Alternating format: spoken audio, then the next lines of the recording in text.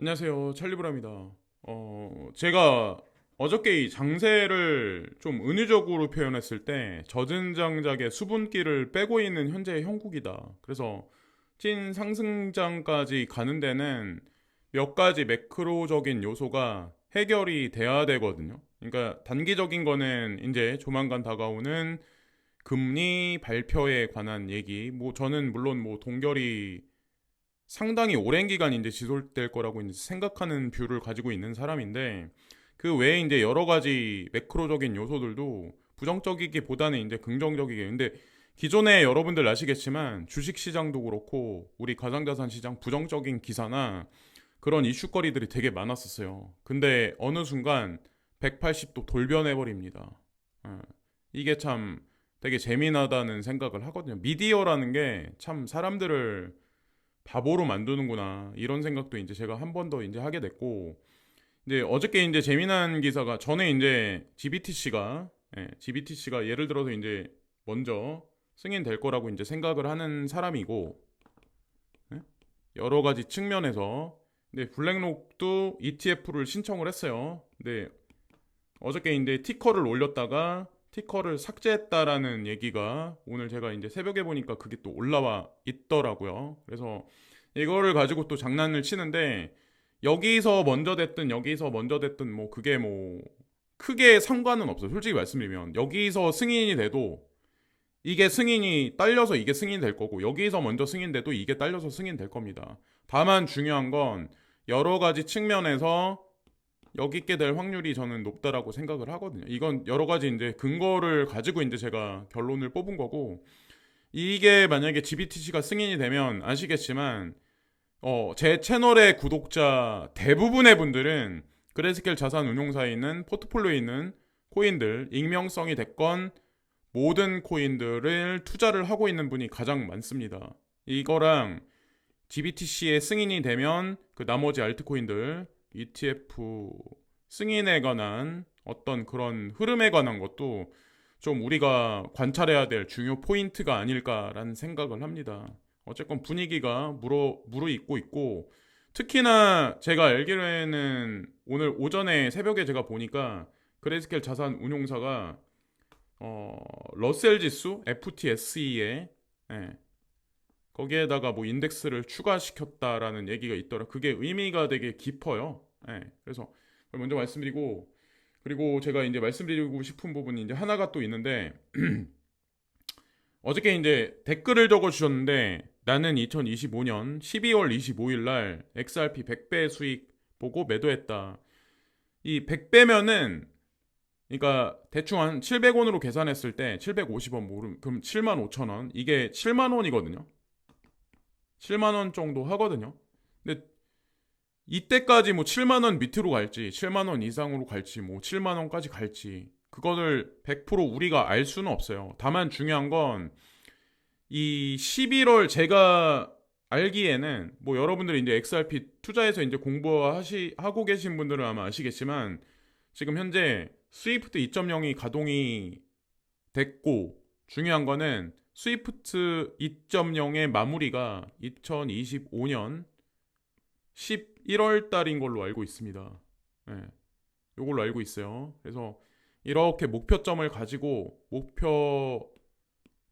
예, 포인트를 가지고 이렇게 투자하시는 관점이 저는 나쁘다고 생각 안 해요. 뭐 긍정적이게 응원하시는 분들도 있고 비아냥거리시는 분들도 있고 한데 어쨌건 주관을 가지고 끝까지 잘 투자를 하시면 분명히 좋은 성과가 있으실 겁니다. 그리고 이 말씀을 이거를 물어보시는데 지켓씨는 규제가 심한데 ETF 출시가 될까요?라고 이제 의구심을 품으시는데 제가 아는 바로는 ETF 준비를 하기 위해서 미국 정부에 뭐를 아마 서류를 아마 주기적으로 제출하는 그러니까 지켓이뿐만 아니라 나머지 코인들도 아마 비슷한 거를 지금 하고 있는 걸로 제가 알고 있거든요. 그래서 거기다가 가장 중요한 건 한국 시장의 재상장입니다. 네, 재상장. 근데 재상장 이것에 관해서도 이게 될 수 있을까라고 아마 하시는 분들 아마 근데 지켓이뿐만 아니라 호라이젠도 마찬가지예요. 근데 제가 보니까 한국 거래소들이 예전과는 좀 다른 양상을 지금 보이고 있거든요. 지금 현재 요 영지식 증명에 관해서. 그래서 기대를 좀 해보셔도 제가 보기에는, 그리고 얼마 전에 호라이즌 CEO가 한번 들리셨잖아요, 한국에. 그래서 그것도 절대 간과하시면, 그러니까 다 지금 나와 있는 여러 가지 것들하고 다 이렇게 매칭을 시켜보면 그게 다 의미가 있었다는 거죠.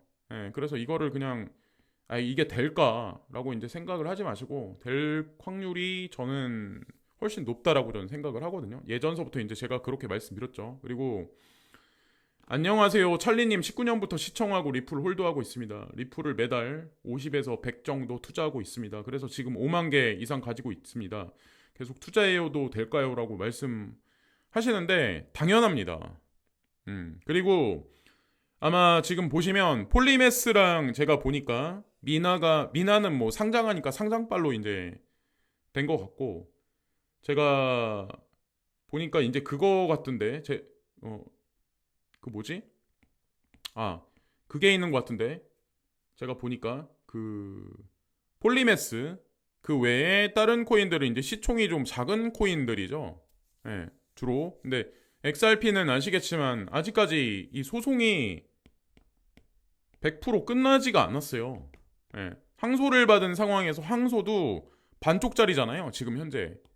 법인에 관한 게 남겨져 있잖아요. 그러니까 이거까지가 아마 투자하고 계신 분들은 확신을 갖고 되게 쉽지가 않으실 거예요. 자꾸 이제 다른 코인들하고 비교를 하다 보면. 근데 그걸 아셔야 돼요. 이 코인 시장이라는 게 그게 있어요. 그냥 단기적으로 하루에 뭐 몇십 프로 올라가는 이게 중요한 게 아니라, 이 세력이란 사람들은 올리려고 마음 먹으면, 예전에 이제 이더리움 클래식 기억하시나요? 일주일 동안 올렸어요. 7일 동안 올렸습니다. XRP는 며칠 동안 올릴지 그거 아무도 기약을 못해요. 그냥 그렇게 생각하시지, 지금 우리가 자꾸 비교 평가하는 게 의미가 전 없다라고 제 경험상 빗대어서 이제 전 말씀드리는 거예요. 자, 그런 측면으로 좀 장기적인 측면에서 좀 보시면은 나중에 이제 한 방에 그렇게 아마 되지 않을까 생각하고, 찰리님 언제나 주장해온 국제 정세 지금 현실로 나타나고 있습니다. 미국의 영향력 상실 속도가 빠르게 나타나고 있고, 미국 맹방인 호주가 다원화에 중국에 대한 임차를 취소하지 않기를 결정하였고, 이집트는 브릭스에 가입한 걸로 알고 있습니다. 우리가 코인을 투자하는 이유는 갈수록 명확해지는 이유일 것 같습니다. 라고 말씀을 해주시는데, 공부를 해주시니까 저를 이해를 좀 해주시는 거예요. 저는 중국 편도 아니고 미국 편도 아니에요. 오늘 다시 한번 말씀드리는데, 그리고 이게 있어요. 미국도 본국의 이득을 위해서 여러 가지 정책을 핀거나 막 여러 가지 스탠스를, 이제 군사적인 행동도 여러 가지 것을 하는 거지, 그게 한국을 위해서 100% 그런다고는 전 그렇다고 제가 중국 편을 드는 건 아니지만, 중국도 마찬가지고 미국도 마찬가지고, 그들이 한국을 진짜 위해서 여러 가지 행동과 정책을 필까요? 자국을 위해서 그러는 거지. 이제 그런 생각을 하거든요. 똑같은 놈들이에요. 미국이든 중국이든. 저는 솔직히 그렇게 생각을 하거든요. 누가 우리 편일까요? 너, 뭐 그거를 이분법 논리로 해석하기에는 좀. 그리고 어저께 이제 이 와지리 X 한번 언급해 주실 수 있나요?라고 말씀해 주시는데, 저는 그렇거든요. 제가 이제 직접적으로 언급을 하기에는 좀 그래요, 자꾸. 근데 아시겠지만 제가 항상 인도 얘기한 이유가 돌려서 얘기한 겁니다라고 이제 제가 말씀을 드렸는데, 뭐 어저께 가장 최근에 나온 기사로는, 지금 뭐 여러분들 아시겠지만 일본이 전 세계 GDP에서 아마 3위로 알고 있거든요. 3위거든요. 근데 어저께 기사 나온 걸로는 인도한테도 밀릴 수가 있다라고 얘기가 이제 슬슬 나오기 시작을 했습니다.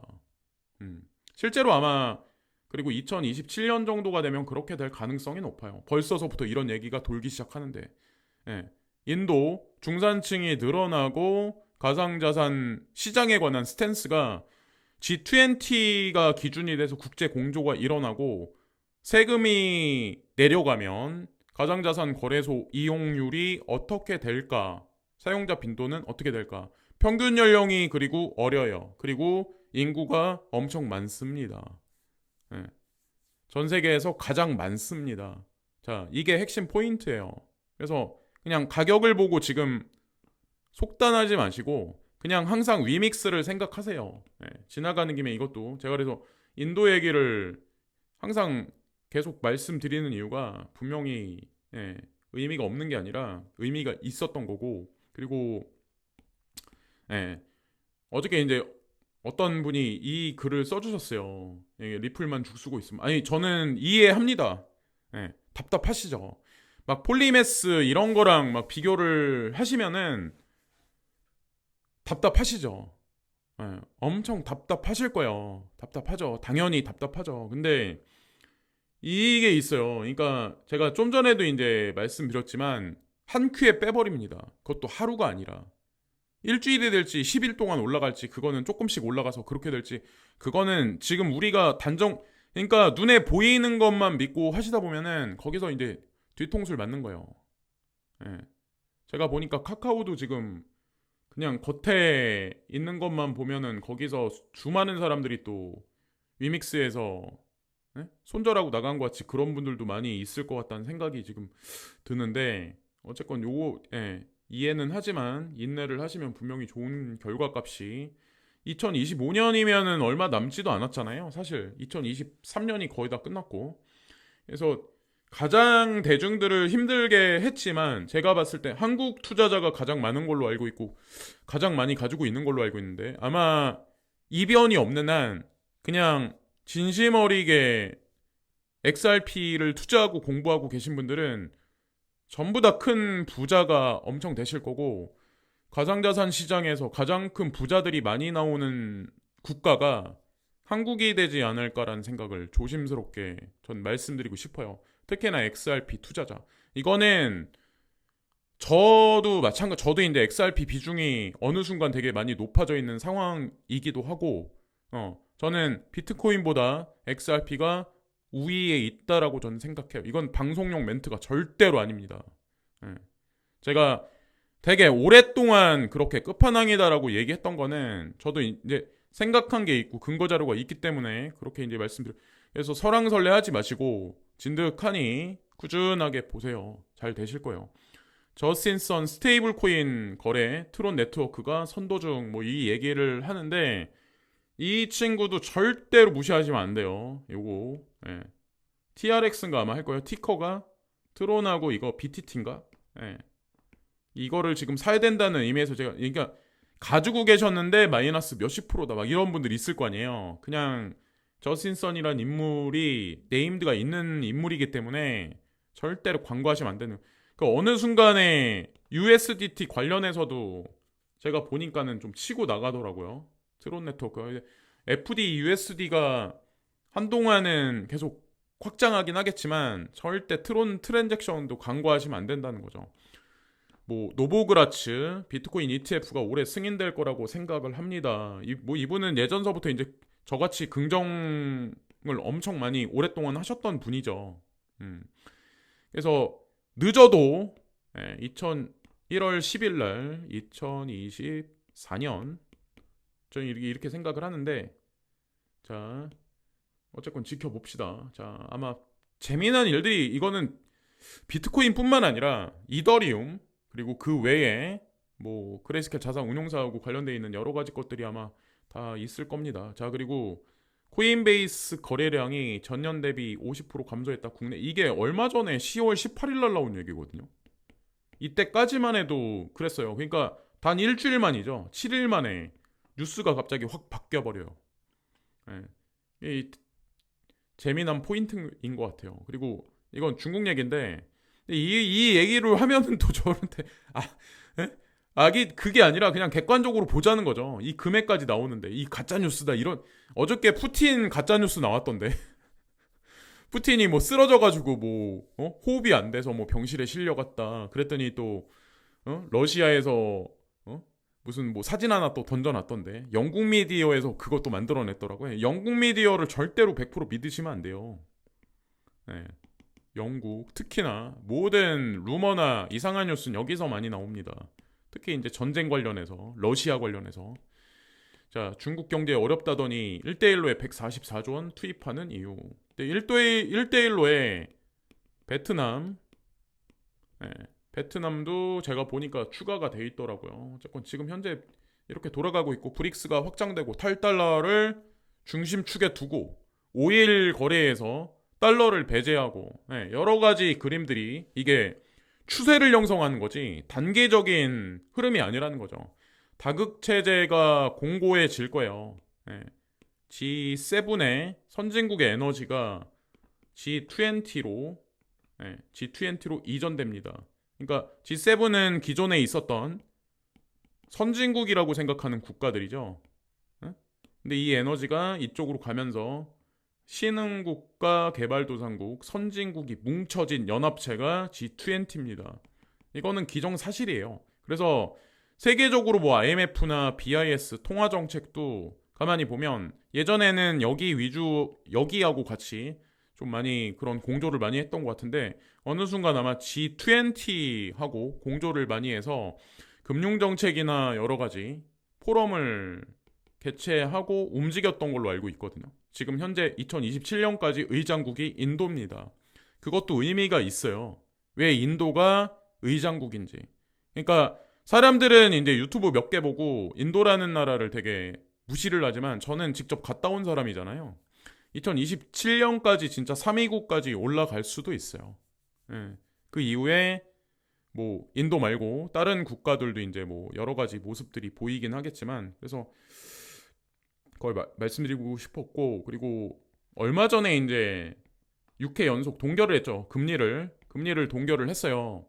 제가 시중은행 금리는 뭐 어떻게 했는지 근데 요즘에 금리가 올라간 것도 있고 내려간 것도 있는 걸로 알고 있는데 조금 내렸던 걸로 알고 있거든요. 근데 이런 거죠. 제가 이거를 왜 말씀드리냐면 이 얘기를 하면서 이창용 한국은행 총재가 이제 뭐라고 말씀하셨냐면 불확실성이 크기 때문에 이번에 연설에서 18번의 이 언급을 하십니다. 자그만치 18번. 그러니까 1 플러스 1의 공식을 대입을 못하는 거예요. 인플레가 높으면 당연히 금리를 인상해서 유동성을 축소하고 인플레를 잡아야 되는데 불확실성이 크기 때문에라고 18번 얘기하면서 명분을 붙이죠. 그러면서 동결을 발표를 했어요. 연준도 제가 보기에는 비슷한 견해의 어떤 그런 걸 하지 않을까. 왜냐면 되게 지금 현재 상황이 그렇습니다. 금리를 올리기에도 내리기에도 그거를 과격하게 하기에 쉽지가 않은 현재의 형국입니다. 지금 현재 장단기 금리 뭐 역전에 관해서 언급하시는 분들도 있는데 그러다 보면 이 나뭇가지가 흔들리고 결국에는 부러질 수밖에 없어요. 지금 딱 요렇습니다. 그래서 상당히 오랜 기간 동안 동결이 뭐 다른 분들은 모르겠어요. 그래서 뭐 금리 인하되면은 유동성이 올 거야라고 얘기하시는 분들도 있는데 제가 봤을 때는 그게 더 그러면은 금리를 예를 들어서 인하하면은 이 보따리가 커진다는 의미인데 이 나뭇가지는 어떻게 될까요? 그것 또한 쉽지가 않다는 거죠. 그래서 우리가 명목화폐 시스템의 위기를 알기 때문에 가상자산에 투자를 사실 하고 있는 거예요. 그냥 그렇게 보시면 됩니다. 그리고 단기적인 뭐 이게 장난질 시장이라고 보시기보다는 금융시장이 현재 명목화폐가 이 형국에 처해 있다는 거를 인지를 우리가 100% 해야 된다는 거죠. 이제 그렇게 생각을 해요. 중국 반도체 자금률이 62%로 상승했다. 미국 수출 규제 뒤 자립체제 구축 성과. 시간이 이게 19일 날이거든요. 한 일주일 며칠 전 거예요. 이게 2023년이죠. 한 2027년이 되면 어떻게 될까? 2027년이 되면 이 자금률이 어떻게 될까요? 자, 앞에서는 미국에서 배제시킨다고 얘기하는데 중국에서는 계속 뒷구녕에서 계속 인프라를 반도체 산업에 관해서 인프라를 계속 늘려나가고 있는 현재의 형국입니다. 그리고 이거는 인도인데 JP모건에서 이제 발표가 나왔어요. 여기 보면은 2030년이 되면 세계 3위 경제국이 될 거야라고 JP모건이 예측을 합니다. 이거는 제 예측이 아니에요. 이거는 저도 이제 제가 아까 이거 말씀드렸잖아요. 이걸 자꾸 막 이거랑 연결해서 말씀드리는 게 이걸 동떨어지게 생각하지 마시고 현물 경제가 확장하면 과연 그 시장은 어떻게 될까? 특히나 이제 4차 산업 쪽으로 가고 있는데 왜 제미니 거래소나 바이낸스나 DCG가 왜 인도에 거래소를 추진해서 거기다가 설립을 하고 왜 인력을 늘릴까? 이게 미래를 보고 움직이는 거예요. 우리는 가격을 보고 움직이지만 그냥 전체 흐름을 보고 이 사람들은 움직이거든요. 이 흐름도 객관적인 자료를 토대로 해서 JP모건이 저는 이런 거를 중시한다라고 제가 말씀드렸잖아요.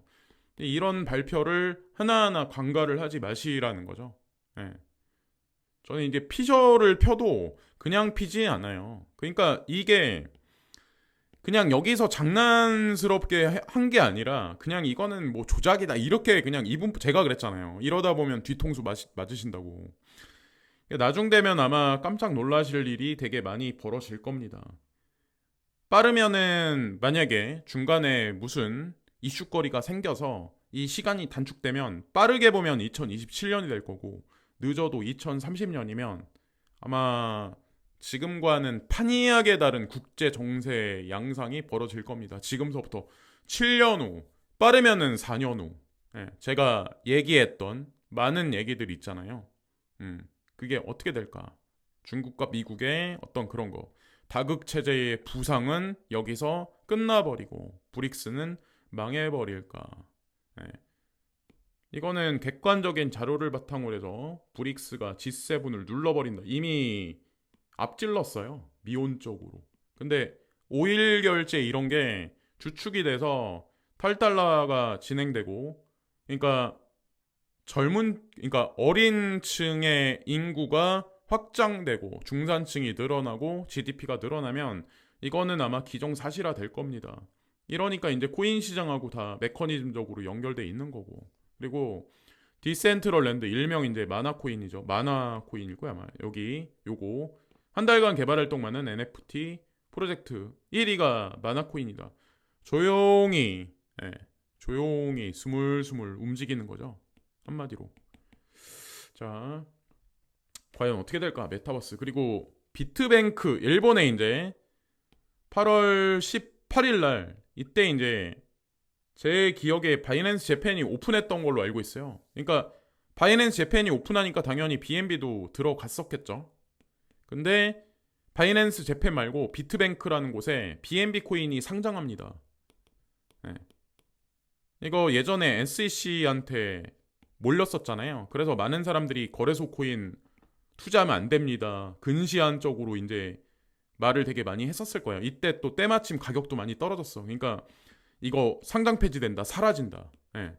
투자하면 안 된다. 이랬던 사람들도 아마 분명히 있었을 거예요. 그러니까 이게 시야가 좁아서 이제 그런 얘기를 하는 거지. 각 거래소들은 후오비도 그렇고 OKX도 그렇고 다 그게 코인베이스는 주식을 가지고 있고 이게 BNB라는 게 사실 한마디로 따지면 바이낸스의 주식인 거거든요. 지분인 거거든요. 알고 보면 그 가치를 증명하는 거거든요. 근데 어떻게 이거를 사라지게 할까요?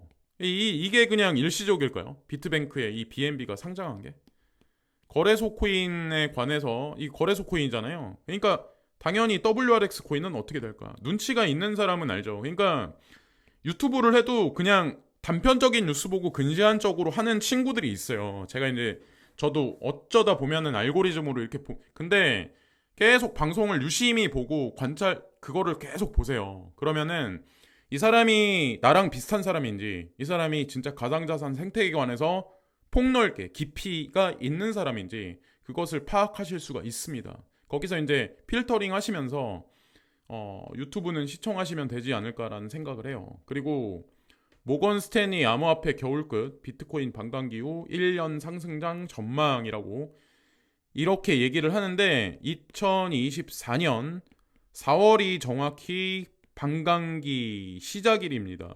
4월달이 제가 알기로 BCH가 20일인가 앞서는 걸로 알고 있어요. 반감기가 비트코인 캐시가. 근데 이 얘기를 하자면 1년 상승장 그러면은 뭔 얘기냐?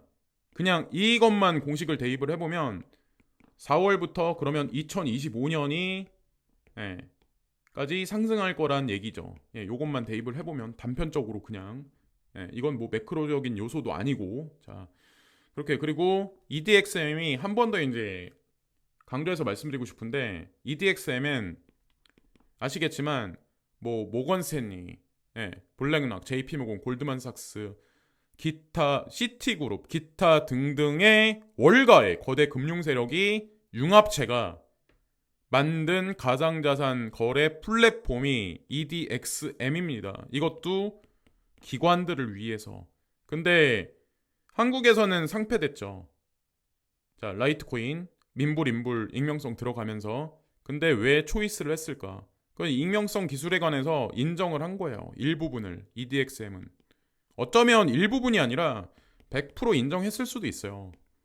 왜 비트코인, 이더리움 뿐만 아니라 라이트코인, 비트코인 캐시를 넣었을까? 곰곰이 한번 생각을 한번 해보자. 제가 진짜 찐 상승장이 오거나 진짜 큰 ETF 시장이 열리기 전에 미리 말씀을 드리는 거예요. 왜 이 사람들은 이걸 선택을 했을까? 그러면 라이트코인하고 비트코인 캐시는 ETF가 승인이 안 날까? 비트하고 이더리움만 승인이 날까? 여기서도 이제 시선이 갈리는 거죠. 아주 오랫동안 저는 똑같은 얘기를 했던 것 같아요.